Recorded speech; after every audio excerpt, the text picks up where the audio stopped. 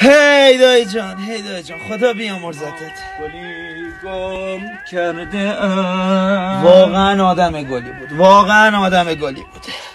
به هر گل میرسم. حالا تو یه بار اینو دیده بودی ما سر این پر شدیم. گلی گم کرده ام. داداش پشت گوشت آبرو منو سر مجلس اعضا بردی. من خانوم رو نگاه چه گریه میکنه. کدو خانوم؟ بفهم. آقا بیا من این خانوم داره گریه میکنه. چی میگه؟ چرا رفتی؟ چرا من بیقرار؟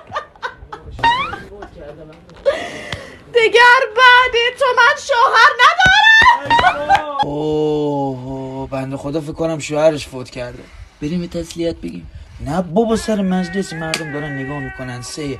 ولی من اگر آدرس اینو میداشتم امشب حتما میرفتم خواستگاری. چرا منو خیابون دانشگاه میلان سوم در آبی رنگ پناه گذاشتی؟ تازه زنگم خرابه باید در بزنی.